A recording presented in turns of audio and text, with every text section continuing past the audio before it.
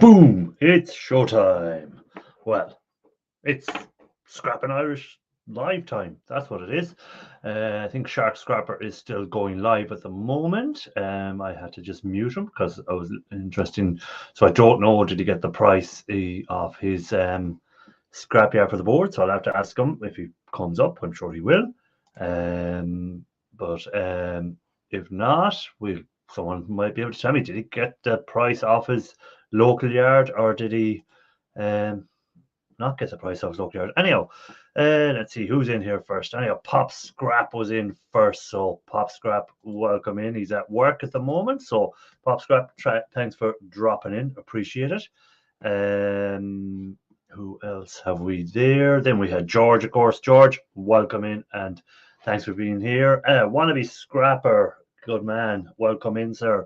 I seen, what was the video? What was your video that I was watching? What was the last video called? Terrible. I was going to comment on it, but what was my? Oh, I can't even think of the name of it now. Wannabe Scrapper.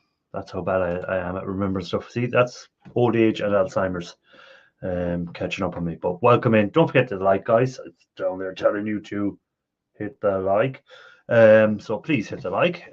Much appreciated if you do on your way in. So what has everyone been up to? What has everyone been scrapping out? What have you been working on? What's going on in your life? Earl, welcome in as well. Electronic Scrapper, welcome in. Good to see you guys coming in. Hope all has been good with you. So, guys, come on. What have you been scrapping out this week? What have I been working on? Well, you see my video where I took apart an iMac. Oh my God! Don't talk about, I hate Apple stuff, and that was just nearly torturous. Good thing about Apple, as someone said, I don't know who said it in the comments, was George or someone said, the good thing about the Apple is the amount of aluminium they do put into them. So there does be a nice bit of aluminium in the Apple products, but the amount of screws and hidden screws and board, middle good board on it for gold recovery. At least it had a gold color VGA on it. Yeah, I loved your fight with the Apple. God, that was a torturous item. I had that sitting out my shed for the last, I don't know, 3, 4, maybe 5 months. I just didn't want to go near it, but I need to get into my shed to clear it out, because every time I clear out my shed, this is like an E. Matthew story.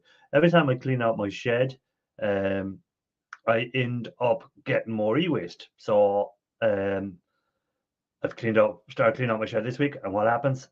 Guy rings me up and says, the buck that I usually get my e-waste from says, I have a bit of e-waste here to be collected. Do you want to take it away? We're shutting down the business. It's the last chance to get it out.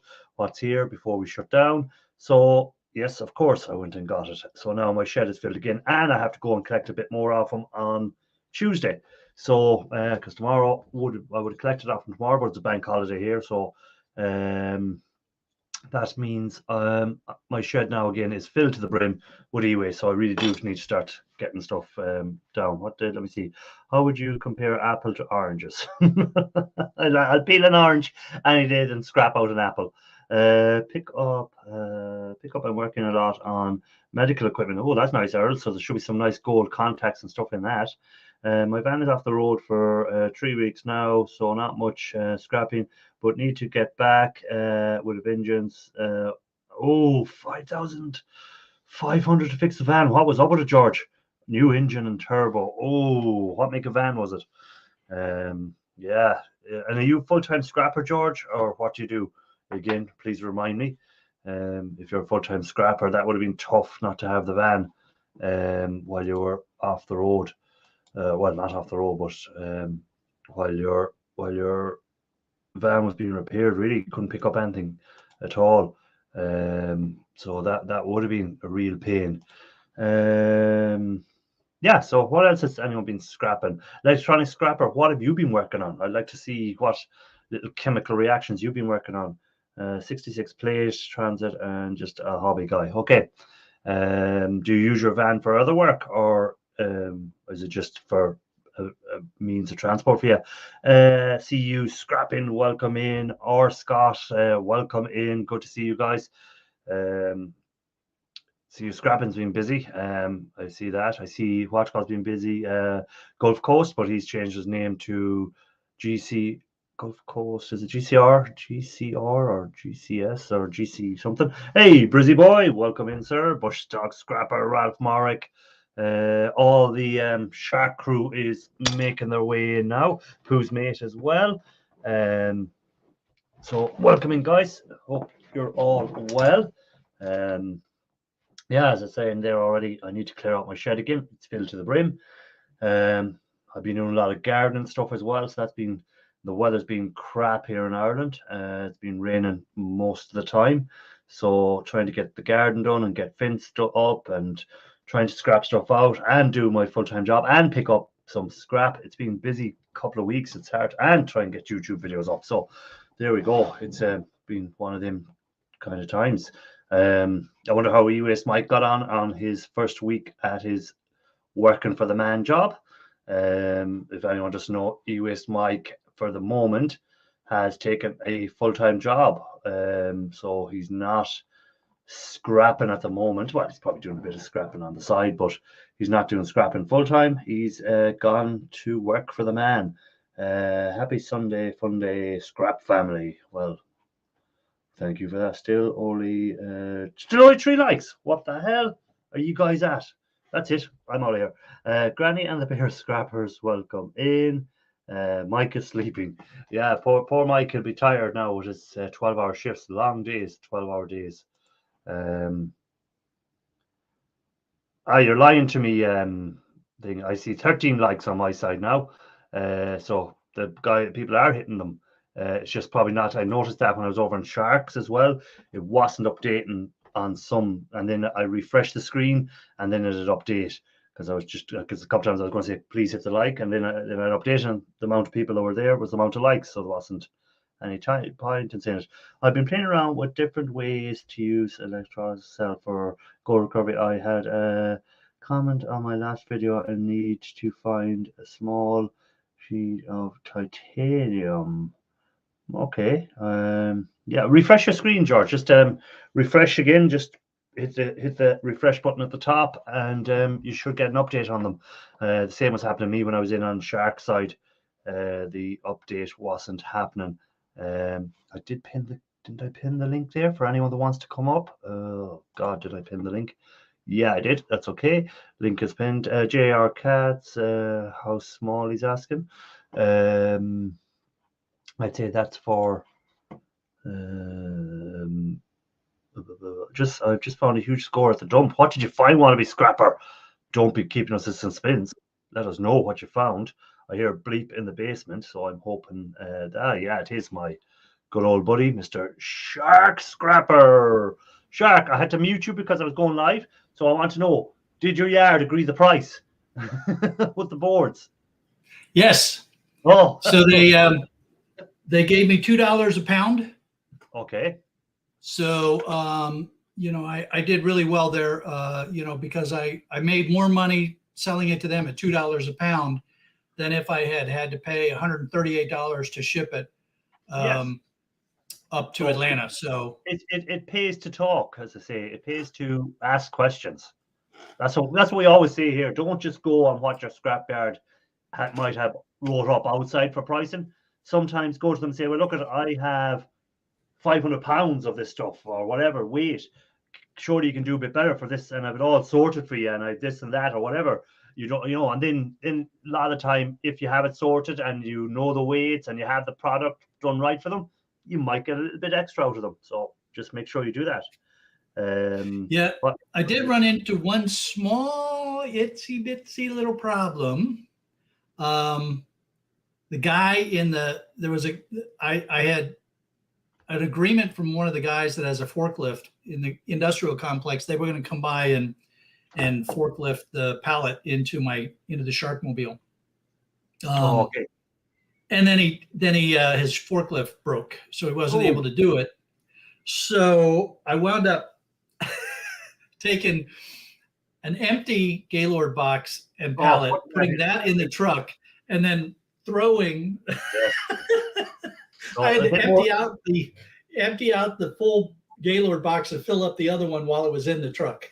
Yeah, a bit more labor-intensive work involved. But and so that even that actually even made it more important that I sold it locally, because if if I had shipped it up there and the truck showed up without a forklift, if they didn't have a lift gate, that would have been a missed pickup. I would have been charged for the pickup. Then they would have had to come back with a lift gate truck, and the lift gate truck costs about $75 over and above the regular shipping. Oh, so that could have gotten really expensive really fast. Just a quick one there for Electronic Scrapper, because sometimes people do be listening in the background, they don't be reading the comments. Oh, he did see it. That's all right, because JR Katz was saying that he may have some titanium, I think that Electronic Scrapper was looking for. So Electronic Scrapper seen it. That's all right, because sometimes people like myself, when I'm on someone's streams, I might just have it playing in the background and I don't be really looking at the comments or whatever. So that would I seen it anyhow. That's okay. One of the Scrapper still hasn't told us what he's picked up. He's told us he put there. He just goes. His comment was, just found a huge score at the dump, but he's not letting us know what it is. Hey, Sarge, sorry, Sarge, welcome in. How do? Good to see you, sir. Let me see. Well, I guess it's better to find a huge score at the dump than it is to find a huge dump at the score. Yeah, that I'd prefer to find it that way. Hey, Cruiser Rack, welcome in, sir. Can you use stainless steel for the stainless steel for the gold cell? I'm not sure on that. I've never done this reverse electrolysis that Electronic Scrapper's working on, so that's why I'm looking forward to seeing Electronic Scrapper's videos on all of this sort of carry on. I've seen people use copper mesh in it, but I don't think I've ever seen anyone use stainless steel, but maybe that's might be, I don't know, a reason for that. Wannabe Scrapper wants to build suspense for the video. Very true. He's a bit like Ian Matthews. He drops little tidbits here and there, and then you have to watch the full video to find out. But I caught Electronic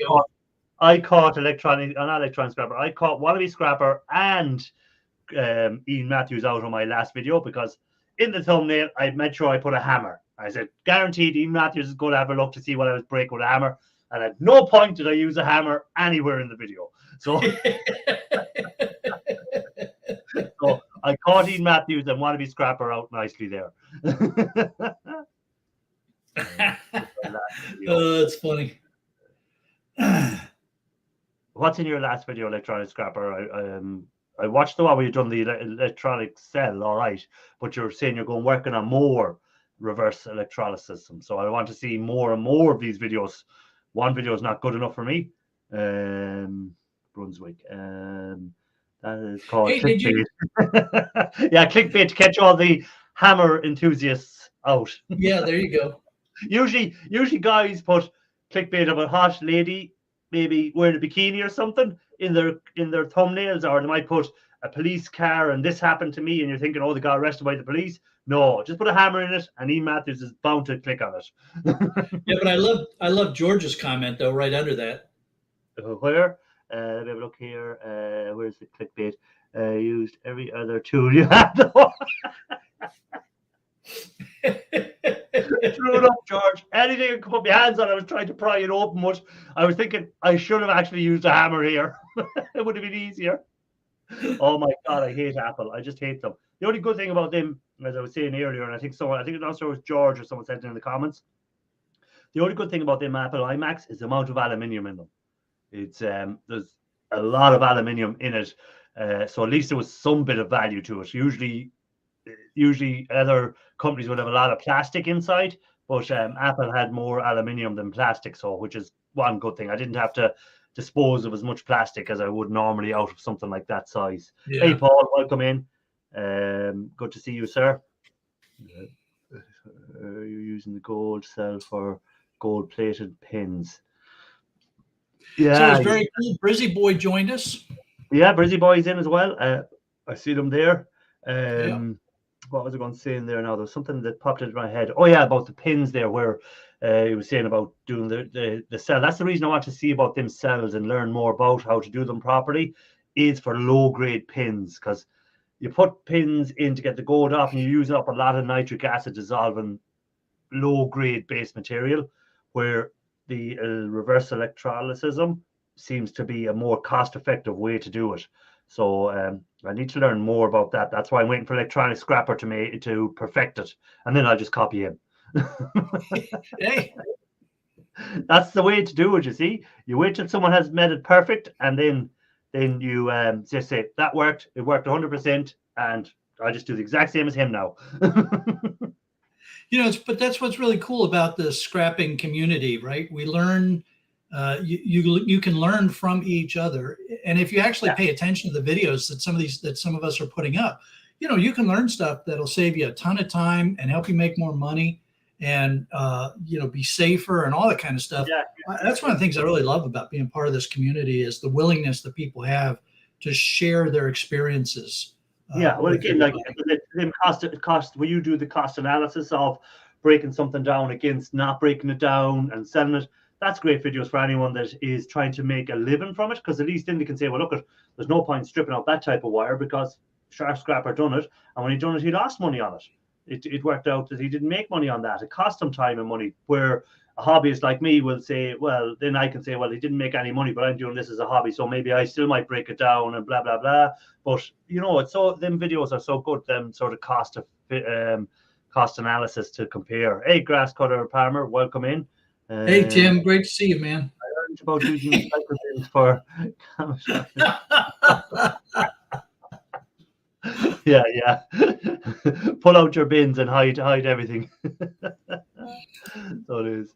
But that's the good thing about the community. We do kind of try and share information, and no one kind of tries to put anyone down the wrong track ever. If someone asks a question, no one will ever give them an answer that they think, just to make a fool out of them or anything like that. Simple Salt Water works well for gold-plated pins.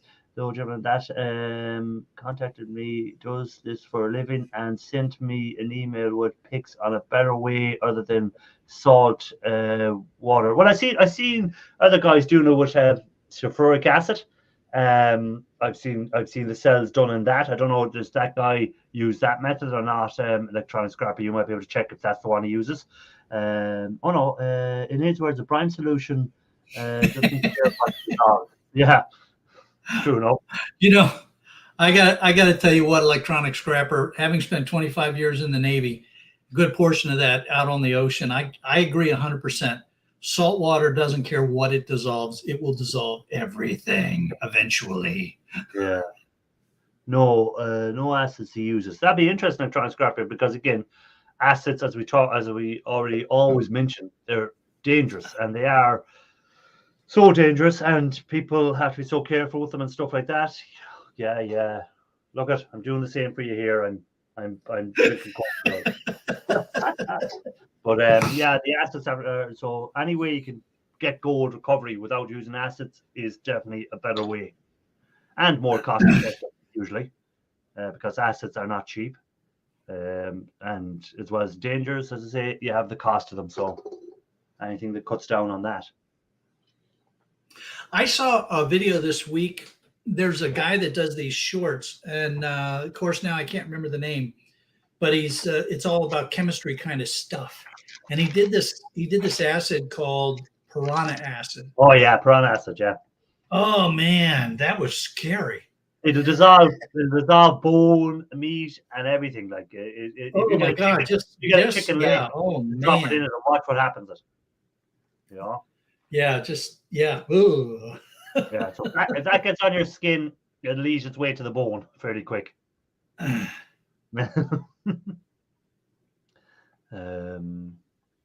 So not strange. I've seen your videos of your pickups. You're picking up loads of stuff, Shark Scrapper. What are you going to do? You're going to build a bigger place to store all this stuff you keep picking up. Just got to keep it moving, man. Just got to keep it moving. Because one, you're not making any money when it's sitting in the cage, right? So you make your money when you get it, when you sell it. So you just gotta keep it moving. Yes. Sweet Tips he's the best guy. If you want to see about silver cells and gold recovery, he has it down to a T. He's got such great equipment set up. His lab is set up perfect. He's the king of doing gold recovery and silver recovery. In all honesty, he is. Everyone try to get to his level, and his glassware and his knowledge will take years for anyone. But if you like watching them videos, that's the guy to watch. I'll be back in a bit, working up to the store for a beer. Come on, get yourself a beer, Electronic Scrapper. You deserve it after your week. Afternoon. I keep hoping that Mike's going to join us and let us know how his week went. Mike is probably tired after doing all them 12-hour shifts. I imagine so. I imagine so. You know, it doesn't seem like it, but if you've been like Mike and I, where you've been running your own schedule, and then all of a sudden you go to a full week of a 12-hour shift, yep, that can get your attention. But when you're working for yourself, you'll probably work longer hours, but they don't feel as long because you're doing it for yourself. When you're working for someone else, they feel long. You know, but when you're working for yourself, you could work 14, 15-hour days, and they won't feel as bad as working for 8 hours for someone else. Well, that's very true. And the other thing is that I can decide, all right, I'm going to stop breaking down computers and I'm going to strip wire, or I'm going to go over and work on a video, or, I can change up what I'm doing throughout the day so that it's not as dull or boring or rigorous. Or you can break up the routine. You can break it up and say, my hand is getting sore now from cutting wire or whatever. Do you know what I'm going to do? I'm going to go over now and I'm going to work on a video, or I'm going to do some paperwork that I need to catch up on, or whatever. And it relieves that bit of stress that you're building up or whatever. Where if you're working for a guy and you're doing the same thing over and over, you can't just walk off and say, I'm going to go over there now for 20 minutes and work on that machine instead. What did George say? That his beard is totally grey now.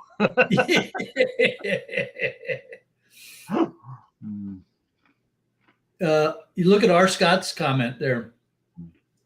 Oh, you got it up. Duh.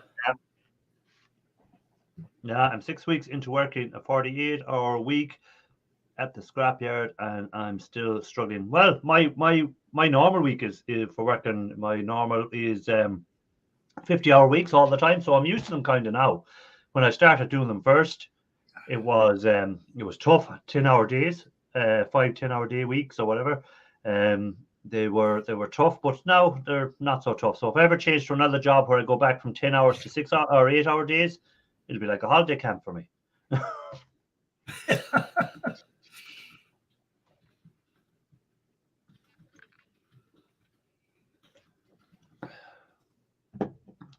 Yeah. So what was it? What were you going to say? Sorry.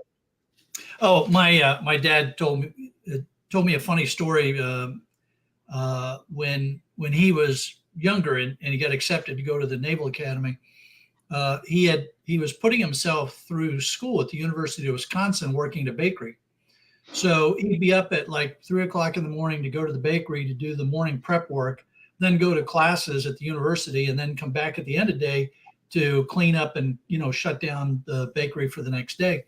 So when he got to the Naval Academy and Reveille was at 5 o'clock in the morning, his position was, holy cow, they're letting me sleep in. Yeah. I see there what your comment you put to Scott about on your feet all day. My job as well, I'm on my feet all day. And I've noticed in the steel toe cap boots that I've been wearing, see, over the winter I wear steel toe cap boots. Even though I'm in the indoors and I don't technically have to wear them, I do have to go out sometimes to the yard and stuff like that. And I wear the steel toe caps because there'll be big puddles of water and everything you'll be walking through sometimes. So your feet will be soaked if you're wearing runners. But now this time of year I can change back into the runners. So the feet are it's like walking on cushions now again. It's like so light walking on runners, and then I hate the thoughts of going when the winter comes again, have to put on the steel toe boots and stand up in them all day for 10 hours. It's just like your feet to be wrecked in the evening. Well, can't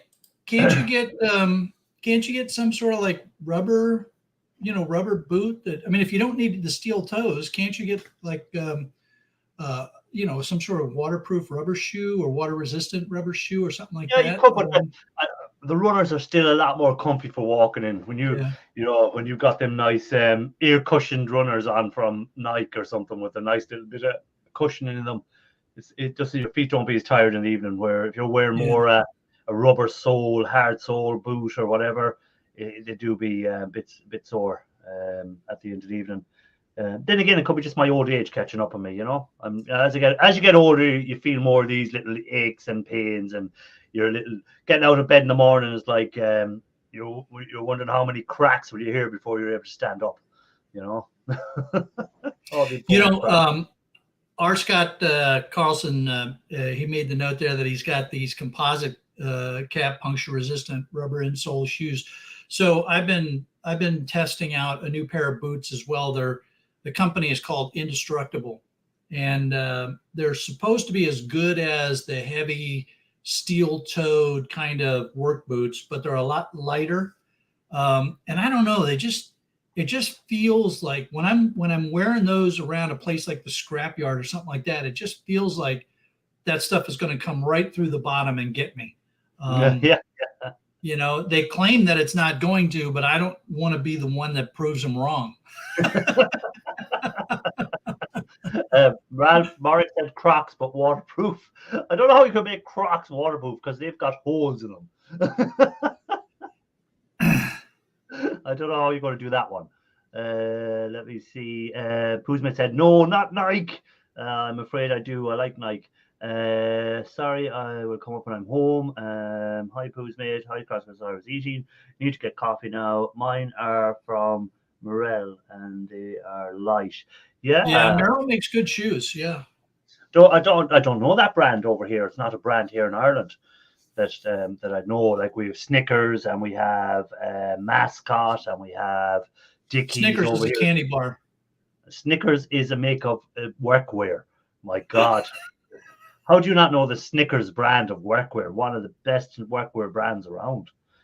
Because it's a candy bar. Will you stop? That used to be called Marathon Bar back in the day before it became known as Snickers over here. It was always called a Marathon Bar. Hey, we have someone else in the basement. Let me bring him up. Red Wing. Yeah, I know Red Wing as well. I know that brand. Oh yeah, welcome back again. Howdy, fellers. Cheers. Cheers. Cheers, Sláinte. Is it a bank holiday weekend over your way, or is it just over in Ireland and in the UK that it's a bank holiday for the May bank holiday? No. Cruiser, do you have a bank holiday on Monday? No. No. I took Friday off. I made my own holiday. I took Friday off, so. Make my own holiday. You got to do what you got to do. Hey, Shark, I got something to show you here. Oh, okay. I'll have to make them bigger for this. So I bought a whole box of flags there on Saturday. So this one, though, it's got 48 stars, which apparently is pre-1959, I believe. Yeah, that's somewhat dated. That's very interesting. 48 stars. This is 5.5 feet by 9 feet. It's a fair size. Yeah. Okay. But wait, there's more. Wait, there's more. Yeah. I got to start a telemarketing channel up next. Of course, Cruiser, if you were a U.S. citizen, I'd give you a hard time about not folding them properly. Yeah, I know. I was thinking exactly that. But. So anyway, this is the same thing. It's 48 stars, but it looks like even an older one. This one's had a bit of use, but. Yeah. So did you buy them or did you get them? No, I got them at a grad sale yesterday. So you bought them? I bought them, yeah. Sorry. And what reason did you like it? Because they had the 48 stars, is it, that drew your attention to it? No, I just kept making a bigger pile to get the price down. So I'll throw those box of flags on there too. So French flag too. French flag, yeah, you've got the French flag. Yeah, I got a. Oh, hey, sure. Now also, so I think these are Navy flags, right? Don't you run? These are. Like a Navy ID flag or something. I'm guessing. I don't know. So I don't know if the Union Jack, if they do that or not with the Royal Navy ships. Hey, Optimus Prime, welcome in. Good to see you, sir. Are you getting ready? Oh, you're getting ready for the king's coronation. Is that what it is? So, anyways, yeah. So about a whole bunch of stuff. Here, I'm going to look up the Royal Navy Jack and see what that. So Ralph Morris, so in the Netherlands, tomorrow is not officially a bank holiday, but because he works in Belgium and they have it as a bank holiday, he doesn't have good one for you. So Ralph Morris, an extra day off. Yeah, so this has got like a little. This looks naval to me. So it does with the little wooden thing on the end of it. See the little tie on the end, the wood thing. Yeah, that speaks to Navy to me. But I could be wrong. Anyways, anybody who wants flags, contact me. Yeah, if anyone's looking for a flag for their boat. Now look at this here. This is a giant brass money clip. And it's from Olympia, Greece. So you know what the first thing I thought was? What? This is what Simple Man uses to put his money in when he comes from the scrapyard. Well, I had someone in the basement, but they're gone again. It was wannabe scrapper, so I don't know if you get cut off. He'll be back. He'll be back. You can't get rid of that guy. He'll be back. He's coming back up. He's coming back up. He's here. Wannabe scrapper. What does he pick up? Hi, everybody. So hey, wannabe. So here's what I got these knives for you here. Whenever you're done this way. Nice. Yeah, I'll grab them in the morning. Okay, come on by. Be early though. I got to go to work. So. So this is what was at the dump. What you pick up? Let's see. Batteries. Batteries. Yeah. No, they're all. I think they're all satellite. Like boxes. I don't know. There's like all these Motorola. That's a nice little satellite receivers. Oh, cool. Looks like shred to me. And then all of the cords with it. That was why I couldn't get on. I've been trying to get stuff cleaned up here. I took a load to the dump, and I was going to come back with an empty truck so I could go pick up a welder, and then now I got to empty the truck again. Hey, that's what every scrapper says when he goes to the dump. I'm going to come back with an empty truck. Yeah, right. I never checked to see if that was brass yet, but probably not. Do you not carry a magnet with you? Yeah, I do, but it's covered in screws and bolts and stuff. Oh, I gotta go unlock this. Anyhow, I gotta get going, but I just thought I'd let you guys see. Oh wait, I've got the camera turned the other way. Look at something's going on at the fire hall.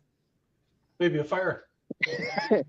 Anyhow, I gotta get to work, guys. But have a great time, and I'll try and listen on my way to town. Okay, no problem, man. See you later. Thanks for sharing. Sharing is caring, they say. Sharing is caring. I like the net that he had on the back of the truck. Yeah, those are handy. I'd like to get one of those. They're hard to. I haven't found one yet though. Optimus Prime said hello to everyone, by the way, in case you haven't. Hey, Optimus Prime. Public holiday here today for Labor May Day. Yeah, correct. Labor May Day. Oh, that's right. You're ahead of us, Bruzy. Brizzy, you're already in.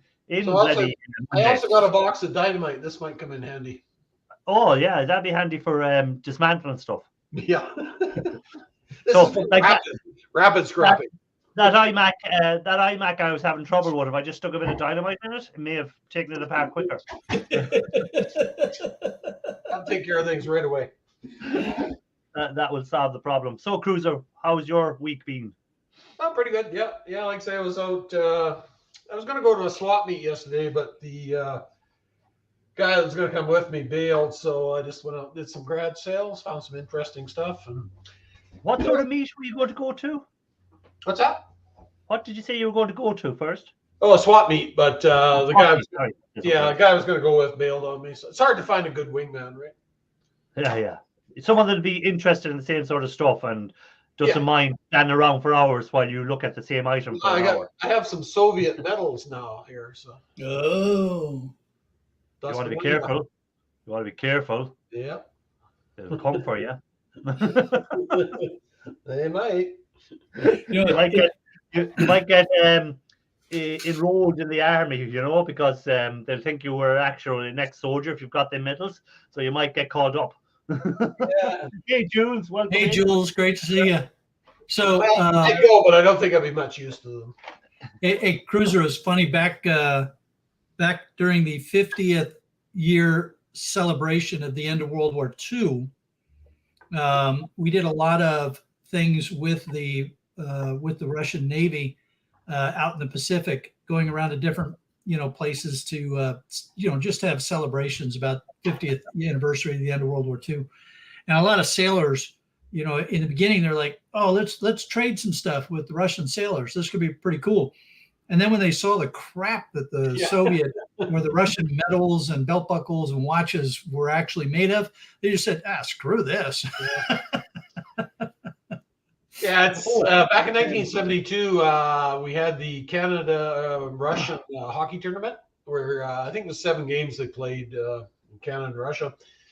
So at the start, they're same thing. They exchanged gifts every game. So the Canadians were giving the Russians like watches and stuff like that. And they were getting, only thing they got back was those like babushka dolls there with those stacking dolls. It's absolute crap. So I think by game 4 they gave that up. This one's probably the 50th anniversary of the Second World War. It's got a 50. Hold on. Make it bigger. There we go. Show it again. Yep. Guessing that's what that means. There's a tank in 50, so it's probably the. Yeah, that's what that is. Yeah. Yeah. Shark Scrapper, you were on earlier about you were saying you might have a buyer for nickel cadmium batteries. Is that what you're saying? Yeah, so it's the same people up in Atlanta. Okay.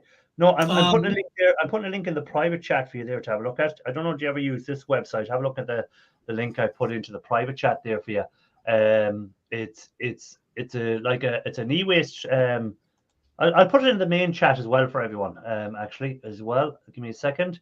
And it's a website that I do look at sometimes. Now I don't sell because I'm not doing it as a living, but it's interesting to see. It brings up buyers from different parts of the world that are buying different items. So let me put it in the main chat for people to have a look at. Hey, Scrap Dog, welcome in. Hey, Scrap Dog, buddy. Good to see you, sir. So you just you have to register with them to see pricing and to see where the contact details for the person that has put up that they'll buy a certain material. But again, sometimes they might have down that it has to be a 40-foot container of it before they'll buy it, or it has to be so it's more for the really, really big guys. But sometimes a couple of small scrappers might be able to get together and from a certain area and might have enough stuff between the lot of them to get a buyer of something that they can find hard to get rid of. Now, a lot of the buyers on there are from India and places like that. So again, these sort of guys might be the guys that are buying off the bigger scrap yards in America or whatever. So they, someone like even Boardsworth might be selling to someone else like these. You don't know so that's it's just an interesting link there. It shows like it's World Trade Global. So you can set up an account with them and you put in what they're looking for, or you put in what you're trying to sell, and it'll give you a list of people that are looking to buy that sort of stuff. So you have people from Ethiopia, Qatar, South Korea, Sweden, India, America. Yeah, you need to be very careful with. Yeah, you do. Like, you have to search them out. You don't send a lorry load of stuff away and not have searched out the company first. Like, oh yeah, I trust this guy. I'll send him a lorry load of e-waste there. I'm sure he'll look after me. Do your due diligence. I've heard some horror stories of people that have sent material off to a buyer, and then they never heard from the buyer again, and so they never got paid. And you have no idea what's really happening with that stuff. Yeah, well, if you're in America and it's an American buyer, the chances are you'll be able to do a bit of research on them because they should have be registered in America as a company. They should be whatever. Where in India it might be harder to do research because they mightn't be registered. You don't know where they could be registered or what they are. But if you're trading in America, usually you'd have to have a license to trade in America. So if I was someone, my advice first was try and trade with a company that is that you can do research on. Don't be trying to huge language barrier too. You always need a middleman to that you trust.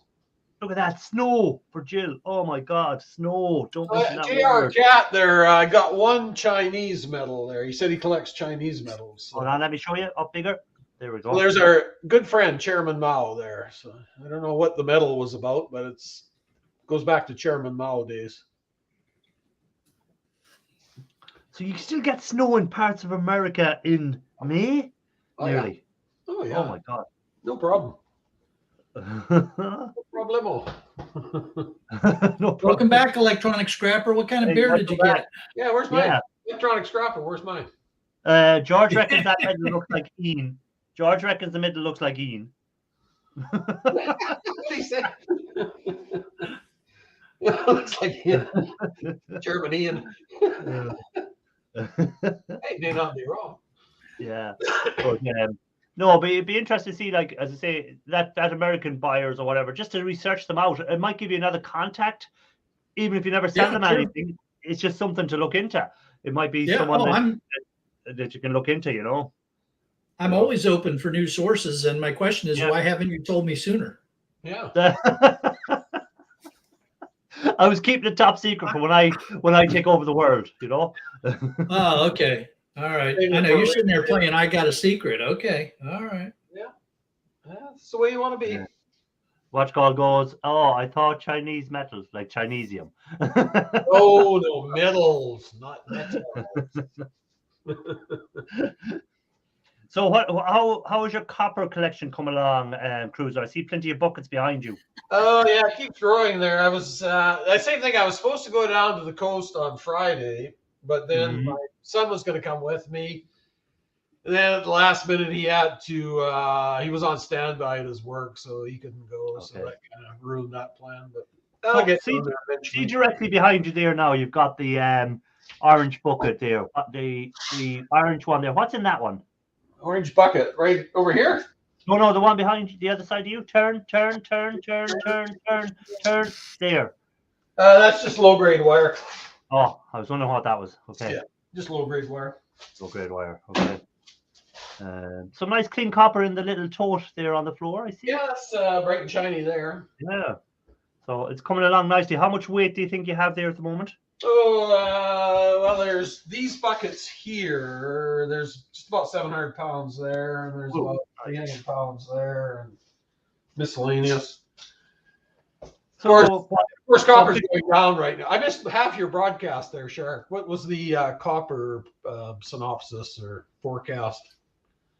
Oh, we didn't talk about copper this week, so you didn't miss anything. But it's been going down. Well, actually, Friday it went up, but it's been going down all week before that. But here, I'll look at copper for you real quick while we're talking, and that's because that's just the kind of guy I am. We know that. Yeah, it dropped. Was like 415 down to 285, something like that. 385. Well, that's a bit of a drop. I didn't think it had dropped at all here. Yeah, it dropped about 20 or 30 cents at least. Oh. So 30-day copper spot went from around $4, around almost $4.10 a pound down to $3.87 a pound. Yeah. Okay. Yeah. So it's on its way down for a while. Do you remember there you said in your live, Shark, you were on about how the stocks and stuff, and you're on about the truck, the heavy goods was the sort of stuff that was down. I don't think you see my comment. I said I think it might to do with fuel costs being so high and maybe eating into profits and stuff like that. So maybe that was affecting their stock prices. A lot of these truck companies have a lot more expense this year with fuel costs running them. It could be, but these are the companies that are making the big trucks and. Oh, right. Sorry, I thought it was the transport companies you're on about. But again, no. Like Freightliner and guys like that. Yeah. All right. Okay, I got you wrong. So sorry. I think too though is I know their money is really tight in trucking right now. So then you're trying to make your truck last probably 2 or 3 years or 5 years longer is part of it too. Yeah, but then again, with fuel costs being higher, you think a newer truck would be more fuel efficient as well, so you'd be saving on that side. Yes, they actually since about 2008 they really haven't changed that much. So Okay. Yeah, you can only squeeze so much out of out of a diesel engine, right? It's So I think 2008 is the year, but pre that they didn't have very many emissions. He is alive. He is alive. Shark. He's alive. Hey! Mike, how did your first week at work go? Working for the man. Working for the man. Did you kill anyone? Have you still got a job? I wonder how many trips he had to make to HR.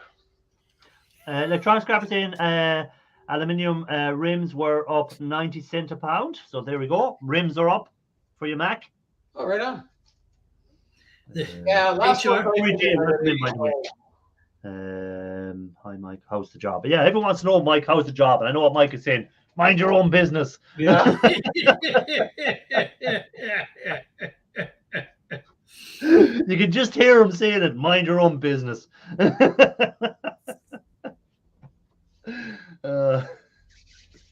He's probably on double secret probation. Oh, Mike says he now owns the company. Oh, well, there you go.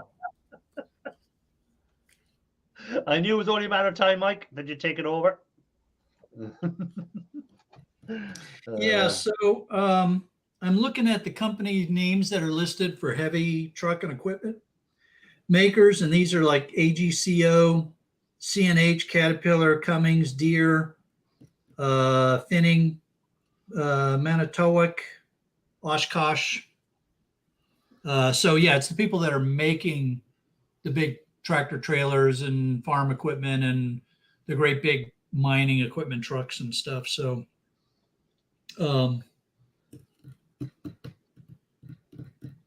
doesn't answer our question, but it does help us understand that part.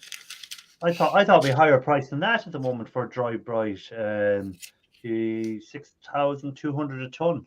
I thought it was near up at the 7 a ton. So that's So I just have to hold my stuff for longer till it gets to that. Till it gets to that magic 10,000. Keep on working. See you around you with Mike.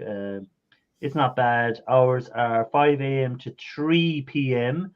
Last Wednesday I worked 5 a.m. to 10 p.m. Oh my God. That was a long day, Mike. He's double shifting. Freaking hell. Taking the big box. They probably decided to take his hours back to 3 p.m. when he fell asleep at 4. Well, Mike, I am privileged that you made an effort to come on here. It's his first time being on YouTube all week, and who does he come on to see? Us three amigos. Los amigos. So I appreciate that, Mike. Thank you very much for popping in and saying hi. You're welcome to come up. The link is there, but if you're too busy or you're just lounging, we understand. Semi manufacturers are shut out of the California now. Can't purchase new semis anymore. That's an interesting one. So is what they want them to do go all electric in California, is it? Use electric trucks, is it, in that area? Zero emission anyways. Okay. Yeah, I need to research that one some more. I haven't had a chance to look at that in depth. So that's going to be a tough one. But yeah, that's. Have any seen Tesla's trucks on the road? Haven't they got don't they have an electric truck? Don't they, Tesla? Do they? They do. I haven't seen any on the road though. Yeah, I think they're both in California. I think. Are they being used much around, or what's the story? GCRs, which is Gulf Coast Recycling. Yeah, welcome in. How you doing, buddy? So, in case guys don't know who that is Gulf Coast. Changed his name. He's trying to trick us. I like Gulf Coast. Gulf Coast, Scorpion Scrapper. Who's the other guy that's involved? Yeah. It's the Trinity of scrapping. Yeah, scrap. What's the other guy? Scrap it. What? Come on, help me out. Who's the other scrapper involved with your Gulf Coast? There's 3 or 4 of you there. They have a nice little setup. They've got a shed. It's all 4 of them to be in there doing scrapping different stuff. They're working together, collaborating. So they are. Yeah, that's a nice setup. They got a nice big shop there. Silver Scorpion. Silver Yeah, I Scorpion. said that. Yeah, I said Silver Scorpion, and there was what was it? Scrap it or scrap? Oh, what's that other scrapper called? There's another guy. I can't think of his name now. I'll think of it in a minute. Scrap it JC. That's it. Scrap it JC. That's the I other knew guy. he wouldn't leave us hanging. Yeah. So they've got a nice setup, them guys. Watch called George says his son works for Tesla and the trucks are in production. Yeah, I saw Pepsi's using a whole bunch of them in California. They bought a whole bunch. Oh yeah, that's the big trucks. No, yeah, Later, Tim. Have a good one, man. See you later, buddy. Metal artiste. I don't know about that. The metal artiste is in his shed, buried probably under an avalanche. Hey, Grandpa Kevin, welcome in. Hey, Kevin, what's up, man? Afternoon, or good evening in your case. Yeah, evening for me. It's 10 minutes to 9 in the evening here, and it's still lunchtime by Mac. and it's morning time for what's called Brizzy Boy. He's only getting up. Well, he mightn't have gone to bed yet, but yeah, but that's tomorrow. He's already on Monday time. Yeah. He's already on the bank holiday over there. So he's on his May Day bank holiday. Hey George, who's mate? How are you?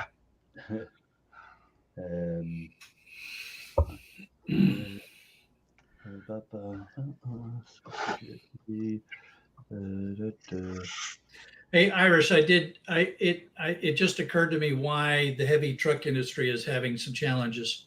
Go on. Inflation. Inflation. The trucks are getting more expensive. Yeah. So that's going to have an impact on folks buying trucks and stuff. Yeah. So it's like you're trying to make your truck last a few more years rather than Well, even cars have gone so expensive now. Like my car that I bought, that car I bought in 2019, it's worth. I can sell it for more money than I paid for it back in 2019 now if I want to. Mm-hmm. You know, really? Yeah. Because I got it at a good price, and because the price of cars have gone up rather than come down, secondhand cars prices have gone up in the last couple of years. So it's worth the same, or if not more, than what I paid for it in 2019. So yeah, you know, that's one good side of the inflation for me. I've had the car. I've been able to use the car for 4 years, and I haven't lost any money on it. Because usually, as soon as you get a car and you drive it, you've lost money on it. You know. Yeah, you drive a new car off the lot, you've already taken a third of the value right off of it.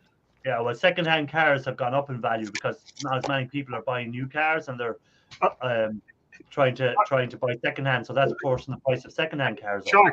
If that's the case, buy new, lose 30%, and bring it back in as used, and get more than you paid for it. The reason the used ones were going up is there was just no new cars to buy. Yeah. No chips. Yeah, and now the problem is new cars have gone so expensive too. You know. Yeah. Scrapping 3-pin plugs. Oh, 3-pin plugs. Pretty much grass. And are you doing plug C? Plug soup. I hope he's doing plug soup. So I have a business associate who runs a Ford dealership here, and it's always fun to talk with him about the challenges that they're running into with selling new cars, which is their primary business. They sell used cars too, but their primary business is new. And of course, one of the challenges is that they get sent cars by Ford. They order some, right? But then Ford will just send them cars. And, they're having a hard time selling some of these cars. And so they're like, man, I can get you a great deal on such and such a car, right? Mm-hmm. If that's what you wanted, but there's a reason why he can give you such a good deal, because apparently they're not very popular. They still trying to sell the Pinto down there or what? Ford Exploders. They're self-recycling. If you hit them just right, they melt down themselves. Yeah, again, you see that a lot in America, that certain states will have higher price on a vehicle than other parts of the American states, which is kind of So he's saying there that the trucks are cheaper than in Florida and lower mileage as well. So there we go. We have the one, the only E-Waste Mike. Bum, bum. Got an itchy eye. Hi, Mike. Mike. Now you've started them. Oh God. Mike, Kevin. how do? You're always up for an IQ test, Mike. No problem. I know. What's for lunch? That's all, yeah, he was doing the ones with the one screw in them, which is handy. Because again, he said they were from the 80s, so that back in the 80s there wasn't that many molded plugs. They were all like screwed together plugs, which was far better than the new molded plugs that come where you have to plug soup them to get them out. Hey, so Mike, do I need to tell my buddies in the military to watch out for any of the armor plate that has your code stamped on it? You might. I only dropped like 5 or 6 of them, bent the shit out of them. I was going to say, how was your first week, Mike? Do you like the place? I put them in Iraq. I didn't give a shit. Do you enjoy the place, or have you got good workmates beside you, or do you hate them all already? No, I hate everybody anyway. That's all right. That's right. At least he's consistent. That's all right. I don't have to go back till tomorrow night. Like I should go back at like 3 in the morning or 5 in the morning, but I have till because I was already over my hours. So when you hit your 40 hours, they won't let you work overtime. Oh, okay. Because I worked that one shift and a half, so. And why did you work the shift and a half? Was it someone missing off work, or was it just Because your own choice? Because crackheads don't want to go to work. Yeah, but you went. Oh, I did. Yeah, they're just shorthanded. Okay. So like every company in the world at the moment, short-handed. Short-tempered, So, too. so does the manager have to come around and remind you not to go over your hours for the week or something? He wakes me up a lot. So that must be Wakes annoying. me up a lot. It wakes me up a lot. I go in the break room at lunch and go to sleep for an hour. Too loud. But it worked out because my one computer store called me a little while ago and we went to another store and we got a bunch of crap for you to come and get. So I can go do that tomorrow. So there you go. So you are back you're still doing a bit of recycling or e-waste. Well, they're pickups. like contracts, so I don't really want to throw them away. Yeah, because down the road you might get really busy on them contracts again. Yeah. Friday, I had to go pick up just a small one at the scrapyard. Somewhere who order their Pintos are dumping them now in Florida, or did Thunder just drop them off?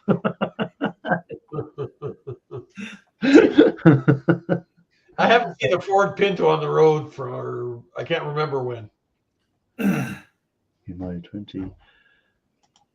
She has a 24-year-old Ford Fiesta on the road, no matter the cost. What about the environment and all the fumes you're putting out of that whole thing? Ain't got time for that.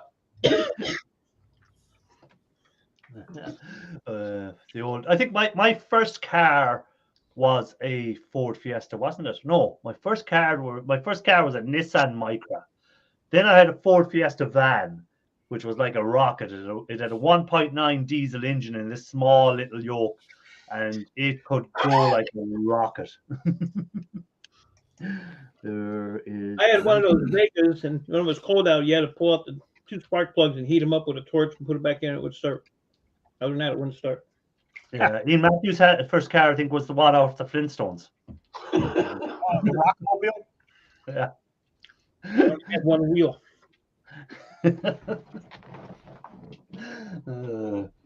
Ian Matthews' first car was a 2-horsepower buggy. Yeah, Past Seeker, Shark Scrapper talked about that a couple of weeks ago, I think, in one of his lives about the copper price being linked to all the renewables and all that sort of going on, that we should see higher prices coming down the road again because of that. So yeah. yeah.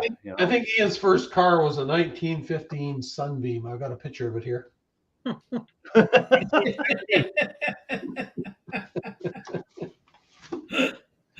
he fit in Mark it? 1 Escorts. Yeah. Yeah, Mark 1 Escorts. If you have a Mark 1 Escort in Ireland or the UK, you get a lot of money for one of them.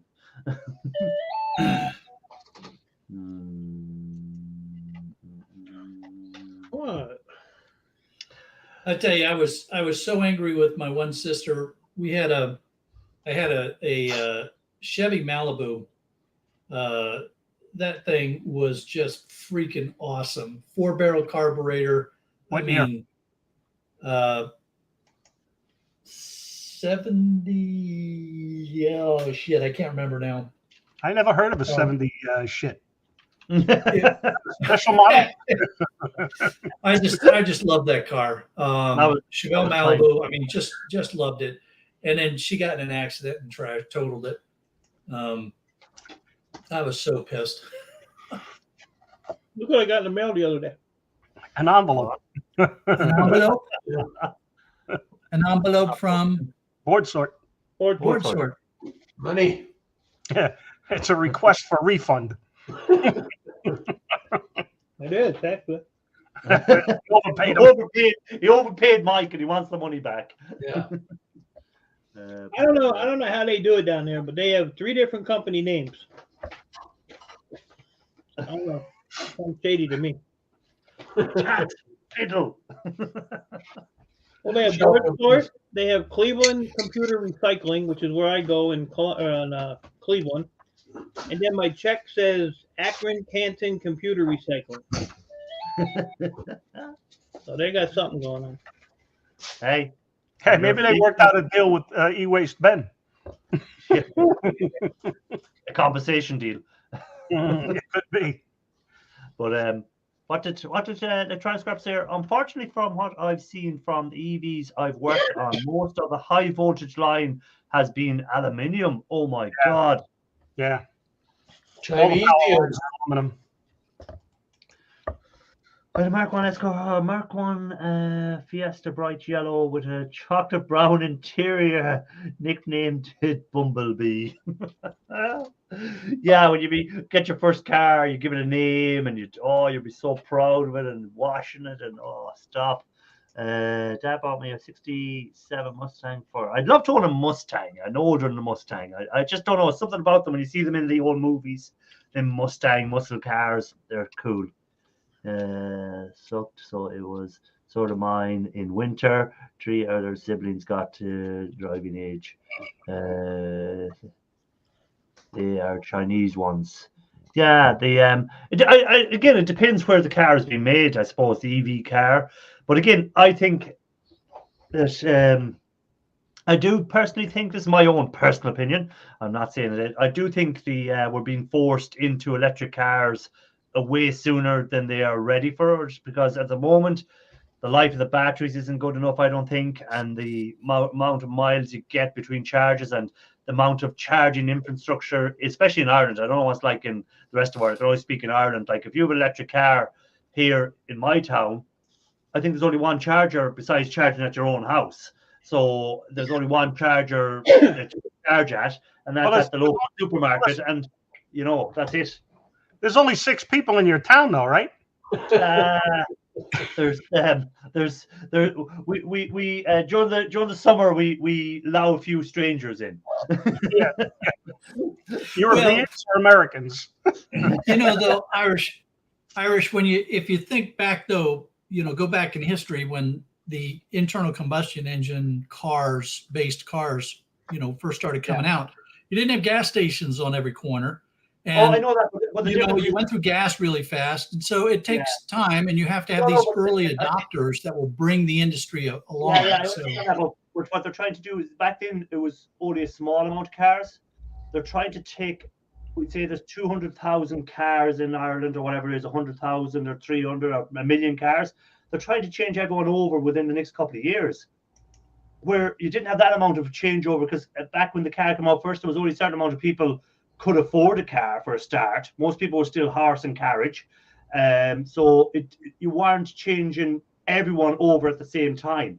So you were doing it gradually. But now with the electric car changeover, they're trying to force everyone to be changed over within a certain time frame.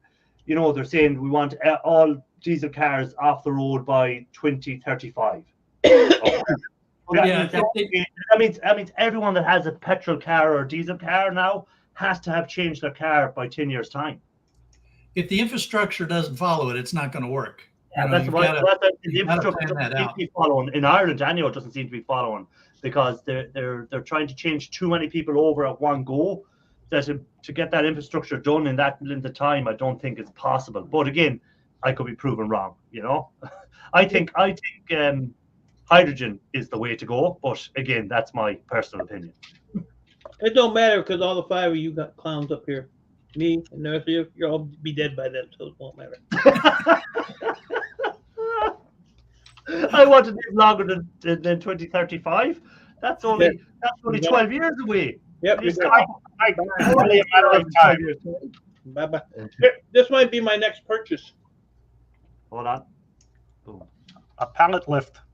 Electric pallet lift. I got one. You want to buy it? Nope. $500 for this one. He just put new batteries and some other crap into it, like computer storage, or just wants to get rid of it. Hydrogen bomb, yeah. He paid $1,500 for it, so I'll take it for $500. Sounds like a deal. Hey, I wish I had one the other day when I was Mike, did you hear when I was talking about what I had to do to get that pallet of boards in the Sharkmobile? No. He had to load them one board at a time.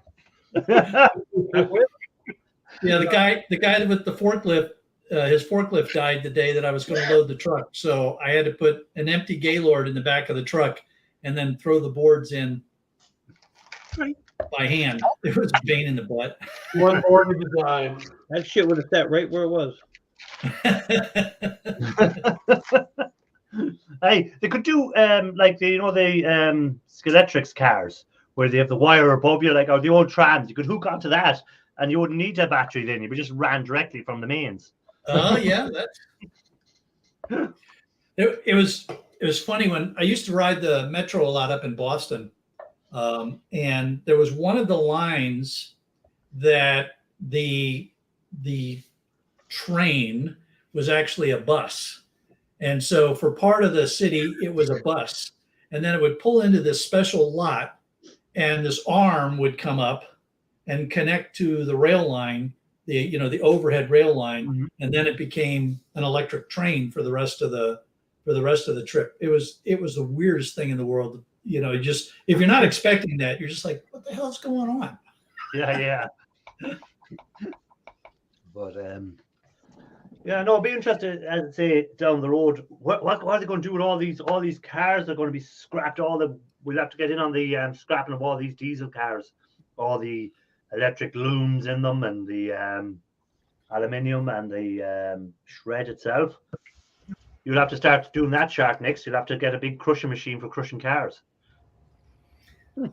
Yeah. Yep. I mean, they're out there, right? You see them at the yards. Mm-hmm. They stick the car in there and then smush it down. Yeah. Turn it into a cube. And going forward, that will affect really when everything's gone to electric. I know we're saying copper prices should go up and stuff like that, but you'll see precious metals coming down that are used in catalytic converters, because all of a sudden they don't need all the precious metals anymore for all these catalytic converters because the electric car doesn't need it. So you should see prices will probably get a hit that side of it. Yeah, it's an interesting question about how much platinum and palladium would be affected by that. I'm still researching all of that to try to get a feel for that. I don't know what the answer is going to be yet. Yeah, and is platinum and palladium used anywhere in the making electric turbines or anything that maybe the slack can be picked up from that? I don't know. That's it'll be interesting. Next 10-15 years in the scrap industry as well will be changing a lot due to this sort of change over from one thing to the other. My refiner had questions about my Canada dealings. Yes. So I asked, my buddy in Canada how many gold fingers he had. Come on, focus. Right. Yeah. It was just 55-gallon drums full of them, just kind of fingers, and a big freezer bag full of just gold foils I've took off the boards. Nice. Huh? That's a lot. Tell them that put them up on eBay. There's an Irish guy that'll buy. Yeah, he'll pay shipping too. Said he might have found a. He said he had everything weighed up and ready to go. He said he might have found a cheaper way to get it here. So Send it over by drone. he was at a Helicopter, lifted over by helicopter. yeah. So I got to get a hold of him tomorrow. Don't you have a Great Lake there? You can put it on a boat and just sneak it over at night. Yeah, they call that smuggling. Oh, is that what it's called? Okay, we just call it transport over here. Transport. Hey, Unauthorized I transport. thought that was in the military. It's a moonlight requisition. Midnight requisition. Yep. Yeah, the borders are tricky now. Can't sneak stuff across the river anymore. I'm sure there's a few people you can contact that can still do them sort of things. Well, you have Not that I'd endorse Yeah, doing no, anything illegal. Not that they can, but they are. you have to get the natives involved. I'm sorry, sir. Did you catch that fish on the Canadian side of the border or the U.S. side of the border? It's going to be, it's going to impact how much we charge you for that fish a lot. A lot, yeah. Yeah, see what Pat Seeker said there as well. Like lithium batteries will probably replace lead acid batteries. So again, will the price of lead drop low because they don't need it anymore as much of it that they did because they won't be using it to make batteries anymore for cars, That's Although another- there's still a lot, lead acid batteries are actually much better for the deep cycle kind of needs, like your uninterruptible power supplies and stuff. So Okay. I wouldn't expect to see them get, to go away too much. Yeah. But yeah, there could still be an impact on lead acid batteries. Sure. Yeah. Oh man, I saw a car fire this week, and unfortunately I couldn't tell what kind of fire. I pulled up on the highway, and I see this billow of smoke start to rise in front of me, and then I see brake lights starting. So it wasn't that far ahead, and when I got up there, within a few minutes, the car was completely engulfed in flames. You couldn't even see what kind of car it was because it was so engulfed in flames. And, there were people there standing around. I was tempted to pull over, but I'm like, what am I going to do? I can't, if there's somebody in the car, there's nothing, they're dead already because of the fire. And what am I do? Stand around and create a hazard? So I just kept driving on. But I was thinking to myself, holy hell, that was one heck of a fire. Yeah. And I mean, the entire car, I've seen car fires before, but I've never seen an entire car completely engulfed in flames. Yeah. Well, there was, Top Gear, the TV show. Well, they went to Amazon. Then the guys in Top Gear, and it became Full Throttle. But they were doing electric car test drives, and they were comparing it against the diesels and speed. And he crashed the electric car, and it went on fire. And for 2 weeks after the crash, it kept catching fire. So they put it out, and it'd catch fire again. And they put it out, and it'd catch fire again because the cells were like it was like a bomb. They said it was going like spreading, and they'd quench one cell, and another cell would go on fire, and they'd quench that, and another cell would go on fire because they'd ruptured all the cells.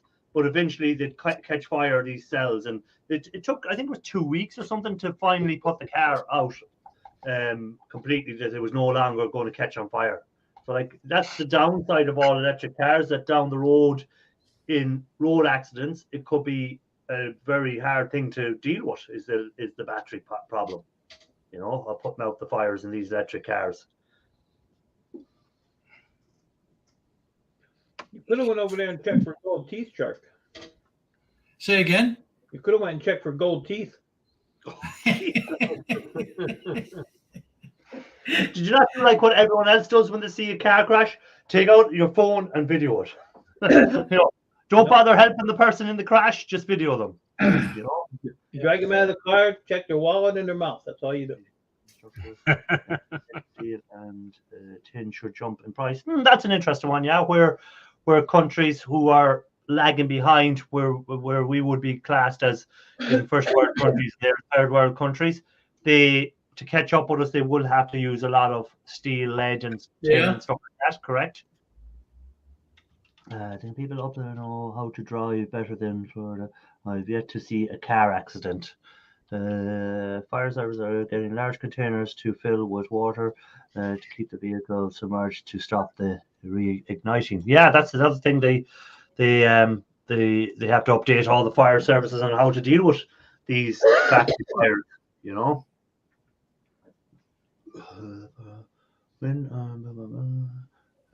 Low. Yeah. Just reading some of the comments. Sorry. Yeah, I mean, because once a big lithium battery pack starts burning, the only thing you can do is try to put as much water in it as you can to try to prevent the other cells from overheating and catching fire. Yeah, the problem is that with the lithium batteries, the more water you pour on them, the hotter they get. Water yes and ignites. no. Yes Water and can no. ignite You, lithium. you get enough water going in there, you'll move the heat away from it, which is your only way to keep the temperature down in the battery. Yeah. Yeah, again, for a fire, you need oxygen as well. So if you can get enough water over something, the oxygen can't get to it either. So if you submerge it in water, it can't light. So there you go. You know, because you have to have oxygen to burn. So that's why if you can stop the oxygen getting to them as well, that will stop it. So why couldn't they cover them in you know, these batteries? If you could get them with like a dry ice solution that get it cold enough, you know, blast it with dry ice, would that not kill the oxygen and cool it at the same time? But eventually that dry ice is going to evaporate. So you'd have to constantly, to, be constantly flooding it. So, and it's not like you have tanker trucks full of dry ice driving around. Yeah. If E. Matthews' car ever gets on fire,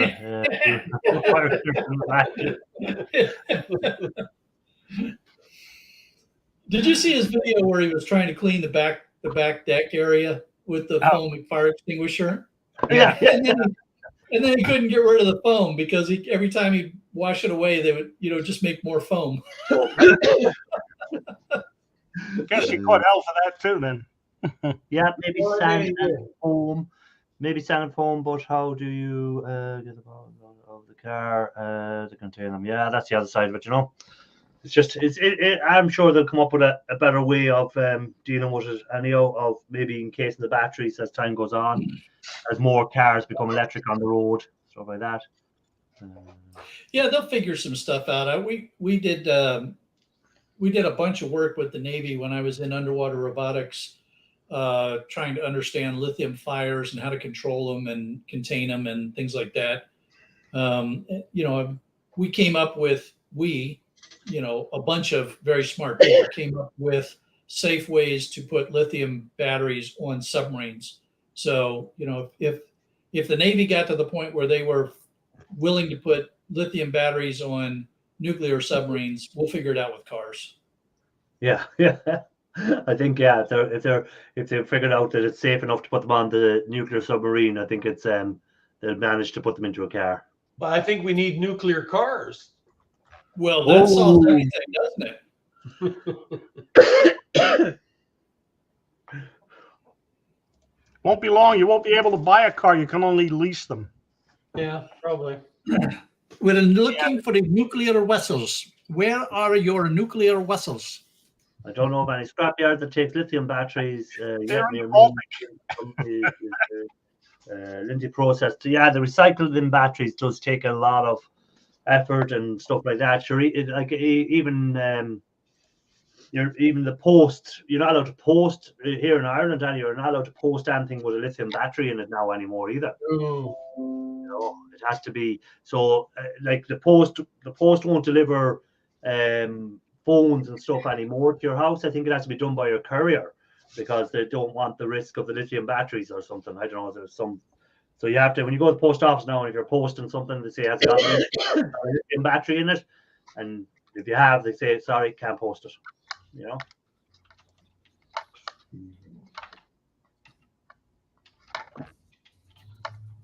You will own nothing and be happy. Well, I own nothing at the moment either, so either way, future and now is I don't own much. I only own my clothes. That'll keep me happy. I've known some people that was the only way that they ever had cars. They would lease the cars, and at the end of the lease, they, trade it back in and get another brand new car for 3 years or something like that, and trade it back in. And yeah, but they do that all the time. At the moment, a lot of people they call it PCP. This PCP. So at the end of you're meant to. It's like technically buying it, but you're not really buying it. You can buy it if you give a lump sum at the end. So at the end of you can give them a lump sum and own the car, or you can say, "Oh, do you know what? I'll carry on the payments, and you just upgrade me to the newer model of the car." So that's so unless you do that lump sum payment at the end, you can never own the car. So at the end of in 10 years' time, if you don't want to do the lump sum payment, you can either continue leasing or just they take the car back. That's kind of the way it works. Yeah, and so you end up basically with a new car every few years. Yeah, but you never actually own it at any stage. There's a lot of near-to-wells do that here. You always see them driving a new car, but they're all leased. Yeah. Hey, Cruiser, you're only renting beer now as it is. That's true. Yeah. That's true. But again, a lot of businesses will only lease cars rather than buy them, because when you buy a car, you can't claim the full amount straight away against the business. You have to spread it out over so many years anyhow. So you're as well just to be paying a lease every year and put that against the business rather than buy a brand new truck. And because I know here in Ireland, if you buy a brand new truck, you can't put in the whole. We'd say it costs 50,000. You can't put 50,000 against your business the first year. It has to be spread over or whatever, 10,000 every year, and depreciation comes into it as well. Yeah, so you that was actually a number of different exercises that we had to do when I was working on my MBA. Does it make sense to buy this piece of equipment, or should you lease this piece of equipment? Yeah. And it's a lot of interesting math that goes into that decision process for businesses. And there's people that get paid a lot of money to try to make those kind of determinations. Yeah. Factoring in everything from tax to maintenance and the whole deal. Yeah, because I used to say, "Oh, why doesn't that company buy their cars? Why are they leasing them?" And then an accountant said that it makes more sense to lease it for a big company because they can't claim the full value of the cars for certain. And again, as the years go on, you can't claim as much because depreciation comes into it, and if inflation is involved and stuff like that, they say it can affect, you don't get as much back in your tax as if you were leasing it every year, because the lease is going to be the same amount every year. So you can do that sort of thing, So again, it all depends on different companies. So how would you feel about doing your scrapping in a brand new car that doesn't belong to you, that you have to get all fixed up before the end of it? Yeah, that's the other side of it. If you lease a vehicle and you have to give it back, you have to give it back in fairly good quality. You can't give it back with all dents all over it and stuff like that. They won't accept that back. Hey, Simple Man, welcome in. Now it's a little bit different when you're leasing heavy equipment, like forklifts, heavy industrial trucks and such.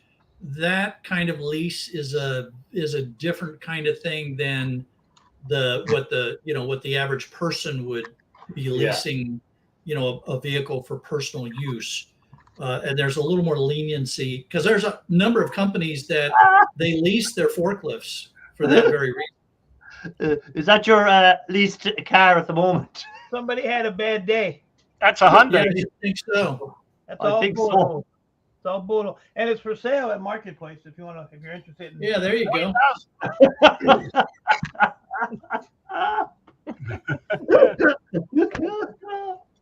might buy that for one art. Hey, Simple Man, you weren't in at the beginning, but Cruiser Mac found your money clip. Yeah. Got it right here, buddy. A nice brass money clip. Olympia, Greece. I thought of you right away, Simple Man, with it. Returning from the scrapyard with all those euros. Throw that in the shred pile. I'll give him nothing. Oh, come on, Mike. Nope. Go for scrappers. Yeah, trucks are the way to go for scrappers. If you're a full-time scrapper, you wouldn't. I wouldn't. It has to be a truck because you'd never be able to haul enough in your car anyhow to make it worth viable to be scrapping. Well, I don't know. The guy with the station wagon gets quite a bit in his car. So The apartment No, but the man in the shed. yeah. You can't even take his wife down without taking in a dumpster. Hey, Skids. I tell you what, though, it can be really hard on a vehicle, though. Hey, Skids. Carrying scrap around. You don't want to be doing that in a new car or a new truck or something like that. I mean, it's just, no matter how careful you are, it's just hard on a vehicle. Yeah, something's going to happen to it. See, there we go. We're on about buying cars, and Simple Man bought a new car a couple of days ago. Yeah, Well, there you go. He probably bought a BMW though. all the copper he steals. What do you? Yeah. All the copper he steals. You should have 3 new What cars. does your company? What does this new company you work with do with all the waste metals at the end? Does some crowd come and take it away, or what happens? They throw it in a big dumpster and it goes away. Truck comes, picks it up. Bye bye. Did you get the name of the company that picks it up? Nope. It's all government crap. I couldn't get it anyway if I wanted to. Yeah. You'd have to be vetted for years to get into them government contracts. Yeah. Well, depending upon what the metal is, you may not even be able to ever get it. It may have to go back to the plant to get recycled at the plant back into sheets. Those panels are heavy. They are heavy. And what are them? You don't know what the metal is you use, or is it that top secret? I don't know what it is. Okay. It's not like cheap tin. Not shred. Not Chinesium, like. It's like a 1/4 inch thick. It's pretty thick. Wow. That must be a heck of a press. It's huge. My scrap truck has more ratchet straps holding the bed together than straps holding down. Oh man. Oh God.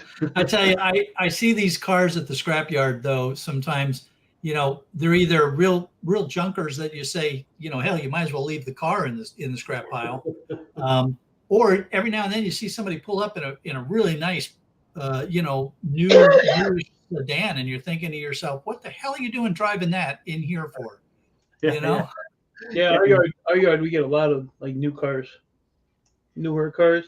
Yeah. But they don't have like the big scrap pile. The whole yard is cement. Yeah. But I mean, they put the seats down in the back like sewers. They put the seats down in the back, fill it up. Well, my BMW at the moment has the seats down and it's filled with computers because I picked up an e-waste pickup during the week and I haven't got room to bring it into the shed yet. So I'll have to try and make room tomorrow in the shed to put it in there to go and pick another one up on Tuesday. So. Okay. Yeah, I'm gonna have to go out there after this and empty that van because. Okay. I'm going. I was just going to ask you. I was just going to say something to you there before you went, Grandpa Kevin. I was going to say you have some amount of stickers behind you now. Yeah, I've got a couple more to put up. I could see. I see everyday Solid here twice. I may fill this little corner over here.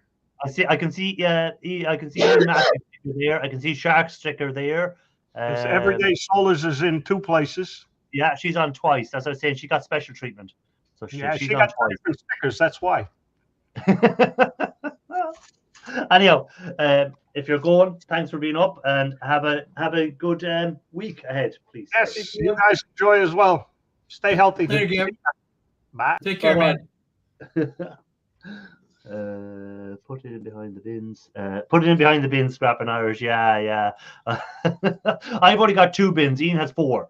But then again, he does not rob his neighbor's bins to hide stuff behind. And he has a secret location. So the secret location. He's got a few different ways of getting rid of his stuff.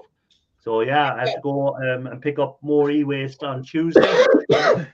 I'm getting it out that I used to get my e-waste. They've officially closed down now as a business. they've actually sold their warehouse to a Canadian pension fund. Own it now. Yeah. So I'm not sure if it's the Canadian teachers pension or something like that own it now. They're the crowd that own the warehouse now. So he sold all the good e-waste that was still being able to be used to another company in another part of Ireland. And then I got the remainder that was left over, the stuff that was broken or returns and stuff like that. So Tuesday is my last chance to get any of it out. And after that, then it's gone. The Canadians own it. Yeah. Yeah. And you know what happens when Canadians get their hands on stuff? Yeah. How come Cruiser's not scrapping nothing? I'm not used to having him sitting there with his Sunday clothes on and not doing anything.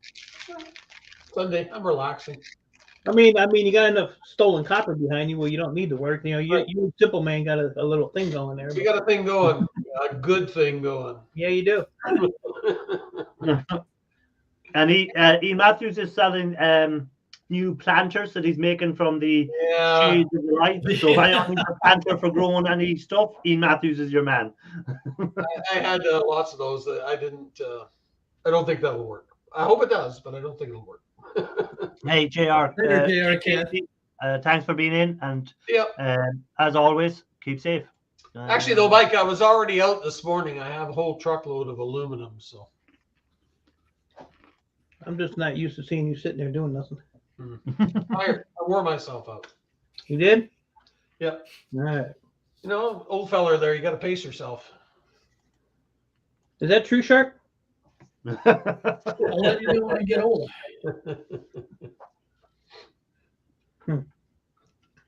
So, Mike, would you prefer working for the man or do you prefer working for yourself? The same thing. They're both aggravating. Both have their up and downs. One of the benefits of working for someone is if it's a big company, your wages are there every week. Where if you're working for yourself, if nothing coming in, there's no money coming in. So that's the downside, you know. But then working for yourself, as Shark said already, you can decide what you're going to do for the day ahead. But when you're working for someone else, they decide what you're going to do for the day. And when you got to get up at 3 o'clock in the morning. Yeah. When you go to bed at noon or at midnight. Yeah, that's harsh, man. That's harsh. And that's what's bad now is because, like, you know, like I have like Friday and Saturday are my days off, but I have tonight. You know, I don't have to go in tonight. I have to go in tomorrow because I usually go in like, you know, I go to bed tonight and at 5 a.m. I go in. So now I'm up all night.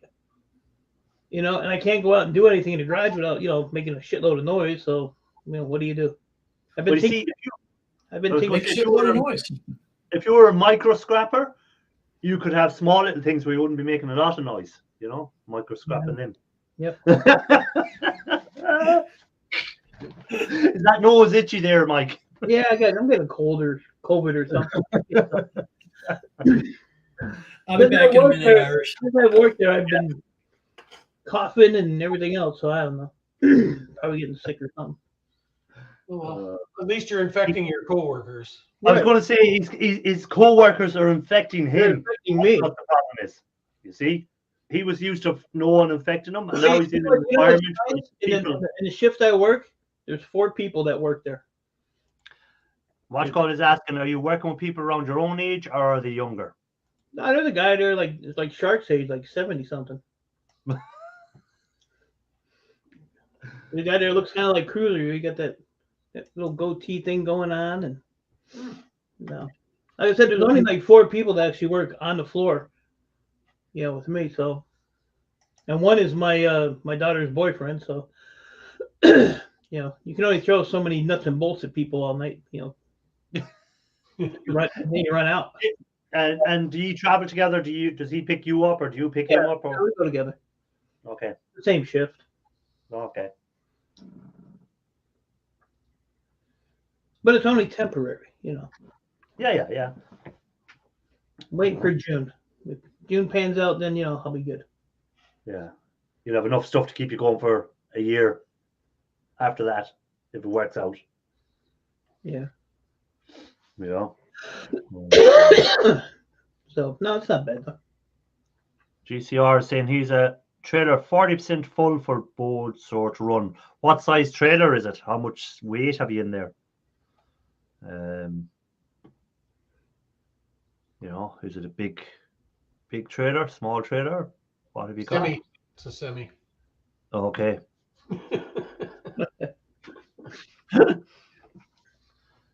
Yeah, so I'm supposed to get some pictures when he gets back in town. He's out of town for a family funeral. He's up in Quebec, so he said he'd be back Monday. So I told him, I said, send me some pictures and give me an idea of what we're dealing with, because my refiners, I got to hook up with him, and he's gonna have to come up here and get the shit because I'm not mailing it to him. And he's in Tennessee, but he said he'll come up, so that ain't a problem. And you know how we had the 2 barrels full? Will your refiner take that all in one go, or will you have to take it in smaller batches? Or the problem is, as you know, when you do fingers, it takes forever. Yeah, it takes forever. By the time they soak and get all the gold off, and then filtering is a pain in the filtering them out is a pain. Yeah. Yeah. So I mean, I've been telling him I would just sell them outright to him. I mean, because Red does gold and silver too. So. But I said, for the amount of money that my refiner paid, they pay double on fingers than board sort. And on the other chips, they pay almost 4 times as much. So I told them I would sell it all the way it sits and just take that money and buy your gold. Just go and buy it instead of sitting there. Because my refiner, he has no problem refining it. And he's at like an 80-20, percentage wise. So he's taking like 20%, to refine it. But he's always leery on sending gold in the mail. Yeah. Which I don't blame him. But and then Red's like, well, you can have him send it to you, and then when I bring you your next load, I'll just pick up the gold, and which is fine. But when you're dealing with going over the border with stuff, it's always tricky and iffy. So I don't blame him there. Yeah. But I mean, like I said, we still have to figure out logistics on it also. Yeah, but we'll be a nice payday in the end if it works out so well. Yeah, like I said, it's just a lot of stuff to figure out. I'm kind of interested on what he found as a cheaper way. So, because I had that one company hooked up for him, but he said he had or he might have found a cheaper way or some crap, because he's talking like June, but I just have to let's see what he said here. I got everything packaged up and ready, but I may have found a cheaper way to get my e-waste to you. I'm just working the details out. So there you go. There you go. So hopefully, just that hazardous material deal. Yeah, read across the border because it's hazardous material. I can't believe the amount of stuff he's collected up over the time. It's such 22 barrels alone of just fingers. 22 years. Yeah. Cruiser Mac, thought of you a couple of weeks ago. Small track racing started. There you go. Your track.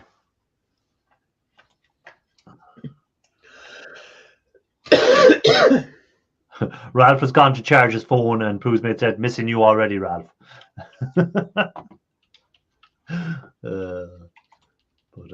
haven't done much on YouTube at all.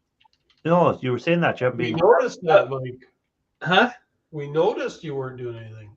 Yeah, I haven't even been watching video. I did watch the all-in-one video. I thought that was kind of funny. Funny, yeah. Yeah. I'm taking them apart. yeah. I said it in the video too. I said, e-waste Mike took a rake of these apart. I still have a pile of them. The only good thing in them is the aluminium. I was saying that's the only good thing. At least it wasn't all plastic. There was a lot of aluminium in them. Yeah. Compared to other. I was laughing when you were trying to figure out how to get that stand out. I said, yeah. Oh, stop! I was here. What the hell? Screws. There's 12,000 screws holding that thing in. Yeah, I couldn't believe the amount of screws holding that in. I was here. What the hell? I mean, they're worth doing because you do get the aluminum and the boards. It's Yeah, the board has a gold corner BGA on it, so yeah, and here the boards are they're considered. I mean, if they have like a regular socket, CPU socket, yeah, then it's like a metal color, board. And most of them are i-series, so if you get a regular CPU out of them, you're all right. if you had enough of them, they'd be worth doing. But for me, picking up one every so often, I would say they're a pain in the arse. And the problem you guys have, because you have to clean everything. Like I can tell, like the aluminum case, the housing.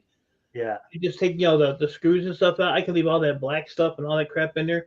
Oh no, that has to be all cleaned off over here. I just all that in. It's just sheet aluminum or whatever. Yeah. But I was thinking to myself, how does Mike deal with so many of these? What you do, like now those apples that are in the aluminum cases, the desktops. Yes. Yeah, with the curves on them. The curve on them, yeah. Yeah, those I always had a problem with those, but I figured out how to do those real quick now. So now I can take them apart real quick. I got like 12 of those things stacked up.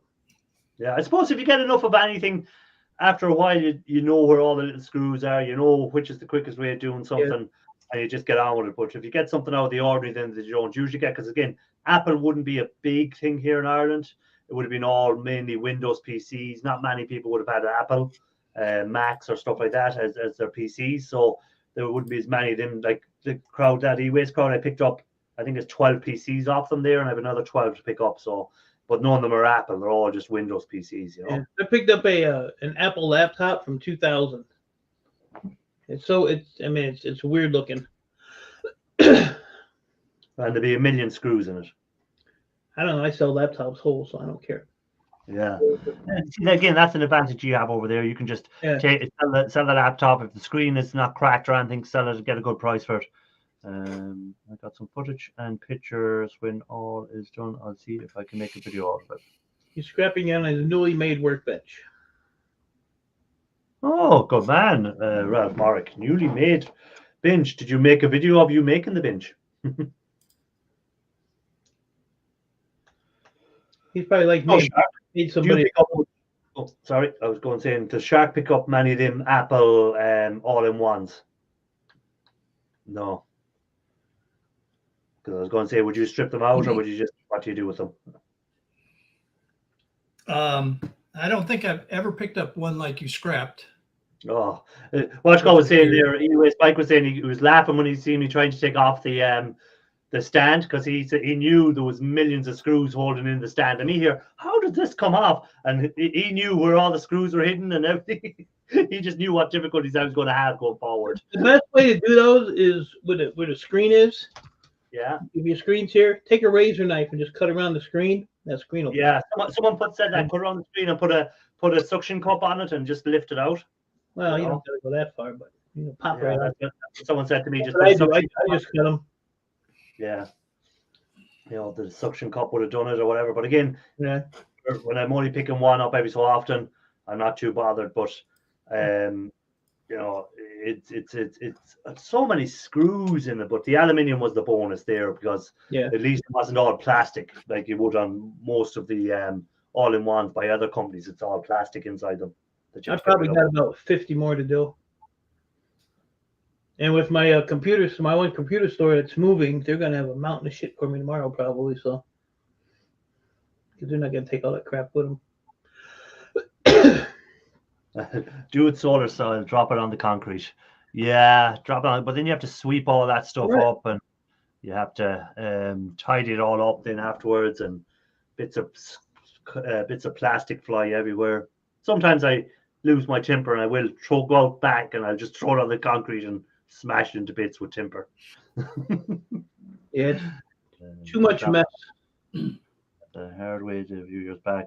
Prices for them whole are better. Yeah, again, if you can sell it to board sort, you're going to make more money than taking it apart and trying to do anything with it on a whole laptop, because the amount of time and effort involved.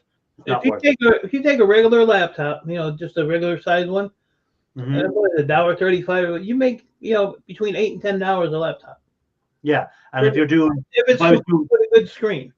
Yeah, and if I was doing gold recovery on it, I won't get $8 out of that laptop. I won't even get $2 out of that laptop from gold recovery, because I can't get it recover all the rest of the metals that Board Sort can obviously recover all the rest of the stuff down the road, or whoever he's selling it to is giving him a price because they can get the copper, they can get the aluminium, they get everything out of it.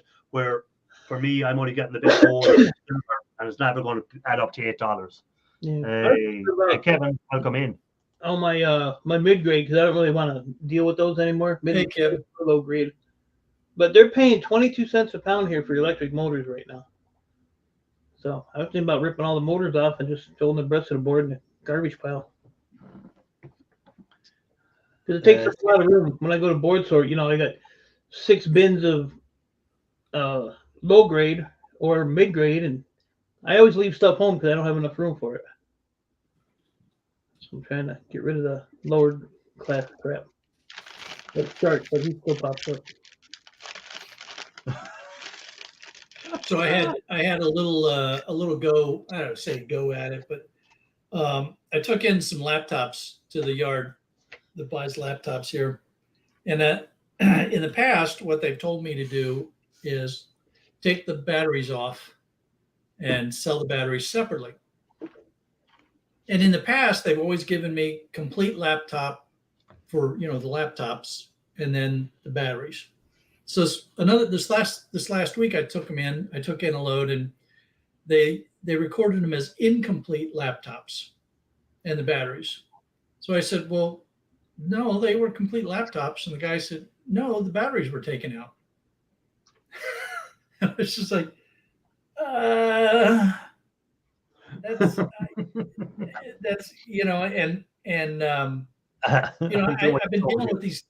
I work with these people a lot, so most of them know me, and it was a new buyer that was there, so he didn't understand, and that's one of the problem with this one yard is they kind of cycle through people a lot, so sometimes I have to educate the guys that are buying, but unless there's one of the old timers there to tell the new kid, oh yeah, this guy knows what he's talking about, you can listen to him.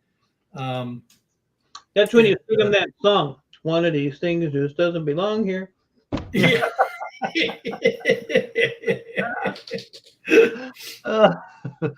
What game show is that off? That was Sesame Street, wasn't it? Sesame Street. Was it? Okay. Yeah. I thought it was a game show thing. I did. Yeah, I scrapped out in the shred pile. I think I found 4 milk crates full of laptop batteries and threw them in the shred pile. Because Board Sort don't buy them. They don't buy them anymore. Nobody wants them. Later on, George. Have a good one. Hey, George. Take it easy. And as always, thanks for dropping in. Hey, Ike is in. Hey, Ike, welcome. Now. So, welcome in, Ike. One leaving, one coming in. You see? You open the door and you let someone in. George opened the door and someone just comes in. But yeah, no, be interested to see now what I'll pick up on this second pick. I think it's mostly electrical wire that's left now. So we say cords off computers and cords off and power blocks off laptops and stuff like that. I think that's all that's kind of left to be collected off this e-waste crowd. So that will be, I don't know what I'm going to do now once I get through all that stuff, because my little source of e-waste is gone. That company no longer exists. Yeah, you're going to have to get back out on the streets looking again. Oh, if you could process the old rubbish drums if you could process the old rubbish drums from back in the 89, where everyone threw their computers or all that, all them electronics straight into the dumps. There was no such thing as recycling back then. There's some amount of good gold and silver thrown in dumps. So I used to work for real estate companies. I used to do clean outs. Yeah. I threw so much of that stuff away. Yeah, that's what I'm saying. Like, I started doing it. Like if all that old CB radios and old electronics, like even we say that, like the stuff that Shark Scrapper picked up from that traffic stuff that he picked up, the traffic lights or control center and stuff like that, and old hospitals, thrown away old hospital machines and stuff like that. All that was just thrown straight into dumps back in the 80s. There was no real e-waste recycling done then. Yeah, I was going to comment, and R. Scott just put a comment up there that I think there's some companies that are looking at doing that, actually Okay. mining the old trash dumps for the metals in there. Yeah, but the only thing, like, imagine the other stuff that was thrown in with it. Oh, dirty old nappies and bleh. Missing neighbors. Yeah, it's Trying to go separate that stuff. oh man, so when I was a young officer at the aboard ship in San Diego, one of the new sailors didn't realize that we had these things called burn bags, and they're marked. You put classified material in them, and they get picked up by, a group that then takes them and they burn them, so the classified material doesn't get lost. Well, young sailor didn't know that, was trying to be helpful, and he threw some of these in the trash, thinking he was, doing everybody a favor. Well, our normal process of checks and balances, we realized that we had 3 of these bags that weren't accounted for. We finally figure out, just like a day later, we figure out what happened to them. So now I'm out there with a dozen sailors at the city landfill, going through the city landfill, trying to find these burn bags. Oh my God, just nasty. Yeah, nasty stuff, like nasty. The smell alone around there, and fighting off the rats for the for your stuff. Fortunately, it wasn't rats, but it was seagulls. Oh, and I mean, the seagulls were. I mean, these seagulls were mean. I mean, they were mean. Shithawks. Fighting off the seagulls. I know there's companies. I know there was companies over here looking at getting the methane gas from the dumps and piping it and using it as a fuel source. Because that was. Oh my God! Who left the door open and let him in? Who let him in? Evening, Mr. Matthews. I don't even think we said his name the right number of times. No, I don't think we did. We referred to him as the guy in the shed, and we referred to him as other stuff. We actually didn't mention his name that many times. But yeah, no, I know it would be if you could get into some of the dumps. But again, some of the dumps now have been covered over with soil and closed, and digging them all up to get all them old electronics out. Is it worth it? There's a lot of landfills down here. Must be when there's companies doing it. They wouldn't be doing it if it wasn't worth it. That's true. What has Cruiser got? What have you got there in the frame, Cruiser, or what is that you have beside you? Oh, that's another treasure I picked up. Oh, that was Ian Matthews' first car. Yeah. No, first. Is that Ian? Is that a portrait of Ian? No, this is Ian here. Yeah, that looks like Ian right there. Yeah. That's what I see. Yeah, there we are. Yeah, the Lord. Yeah, Lord Ian Matthews. Yeah. Yeah, I got 13, I think, of these altogether. Surely for the King's coronation next week, Ian is at the top table for that, I'm sure. Yeah. It'd be. And what are you going to do with these things, Mr. Cruiser? Well, hopefully someone will buy them. So that's always the hope, right? Yeah, that's always the hope. Now, actually, here, where's Ian? Not Ian's here. I'll show him that picture of his first car there. Where was it? Where's Ian's first car? Yeah, right there. Just right there. You'd have to come closer. There it is.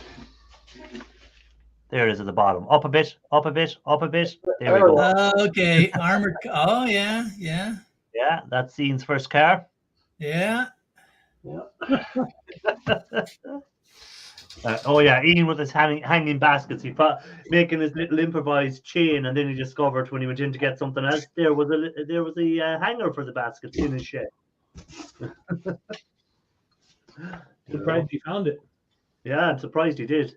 I'm surprised the whole place didn't fall down around him when he pulled it out. Yeah. One for Ralph. This is a Netherlands soldier. Oh, is it? You do collect a lot of stuff, Cruiser, all different varieties of stuff. Oh boy, do I ever.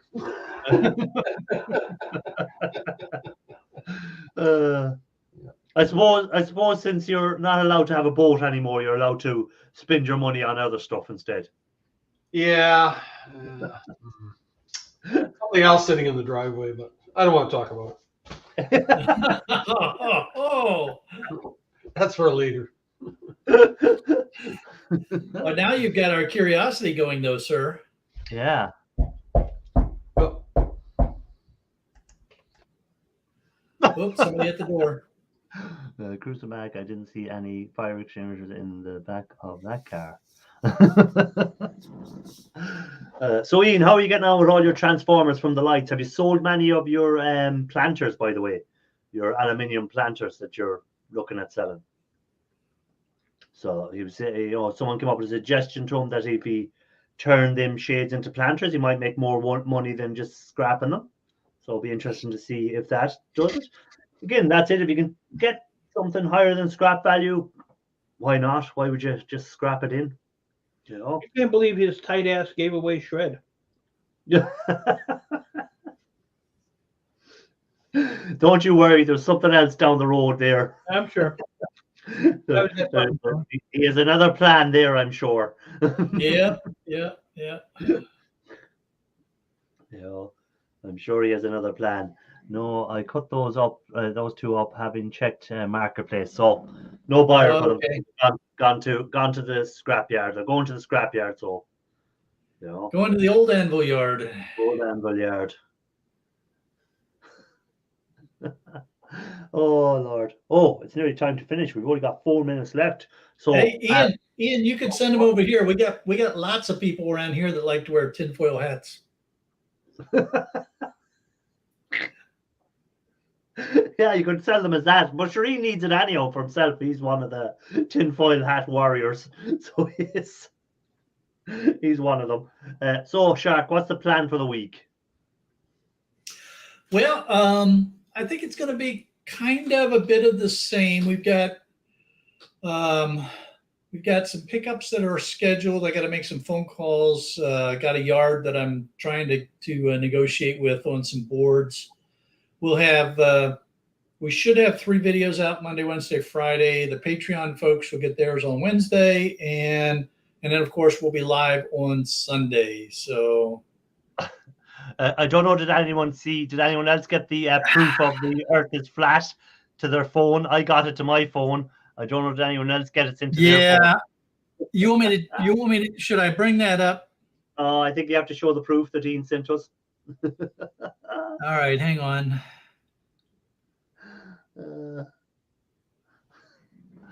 Ian found proof that the Earth is flat. Hold on. You have to pull it out a bit. There we go.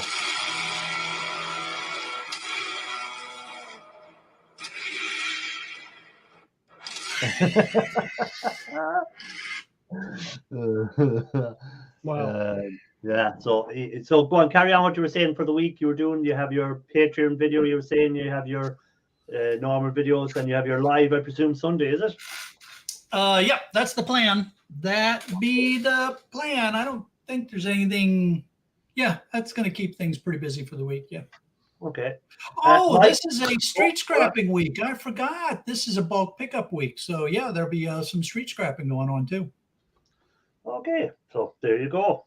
Hopefully we'll get another heavy ass stove and bust your ass trying to get it in your. Oh my God, that thing was so freaking heavy. Oh, Jesus Lord! You never opened it? I would never open. The grunts and the effort put into that was. I thought he was going to take it a heart attack. I was hoping. I was waiting to see him crash and burn, but. I tell you, I thought I was going to poop myself on that one, man. That was. He had to go home and change his underpants. No, it had glass on the doors, so I could see in, and I could tell it wasn't rocks or cinder blocks or bricks. It looked like pots and pans and kitchen appliances and things. So I figured, all right, this is stuff that could go in the shred pile anyway. I just didn't realize how freaking heavy it was going to be. You know, when you're throwing them in them, you're throwing in them big ovens with the glass doors. Do you not be worried it'll smash all over the place? When you're I've done throwing that. them in- That's okay. that's why I carry a broom and a dustpan in the back seat, because Yeah. I've done that. Yeah, because like if they get hit in the wrong spot, they just go into a million pieces. Them yolks. Yeah. You know? Yeah, I had dropped one and it shattered on the street, and I did not. This was back when I was new at everything, Yeah. and so I wasn't carrying a broom with me, and I'm like, oh man, what the hell am I going to do now? Now, fortunately, there was a broom 2 houses over in the trash, so I got that, and I was able to sweep up the mess. Yeah. So now I carry a broom and a dustpan in the truck. For them sort of things, yeah. Because again, Yeah. if you have to rake a glass after you and someone got a puncture, then are they going to go after you for a new tire because you were the one that broke the glass down the street? You know, if someone Yeah, well, fortunately, those tempered glass doors, when they shatter, it's the chunks of tempered glass. So that's probably not going to mess up car tires. No, but you can get a cut. You can still cut yourself from them bits of chunks of glass. Oh, yeah, you can. Oh, absolutely. Yeah. So, Mike, have you anything planned for the week in YouTube world, or is it another week of just working for the man? And the other problem is he'd have to unload the back of his back seat of his truck to get to that broom. So, since I don't have to go in tomorrow or tonight, I'm going to go do that computer pickup in the morning. So maybe I'll do a video on that. Okay, so we might have a Mike video. The rest of the week is bullshit. And Cruiser, what about yourself? What's your plan for the week? Well, I've got a truckload of aluminum I'm going to take in on my way to work tomorrow. So I'll let you know how that turns out. Okay. And I'll be just working for the man like Mike the rest of the week. Well, I work for the man as well, so I'll be doing that. Hopefully have a short and maybe a video on Thursday. And Ian, I won't put any more hammers in the thumbnails unless I really do use a hammer. I know I caught you nicely. He was giving out to me that I put a clickbait thumbnail up with a hammer, and there was no hammer used. So there we go. He clicked on it, so it worked. Yeah, it worked. I caught him and wannabe scrapper got caught out by that one. So they did. So guys, as always, I appreciate everyone that came up on the panel, everyone that was in the chat, anyone that comments, even if you're just watching and listening. I appreciate you dropping in. Until next week, keep safe. I'm going to put the link in for I think Grasscutter Palmer is still live, so I put his link in. If anyone wants to go over there and join his live, please feel free. His link is in there. And till next week, I'll do the Ralph Morrick and say scrap you all later. And if you haven't hit the like, please do. Till next week,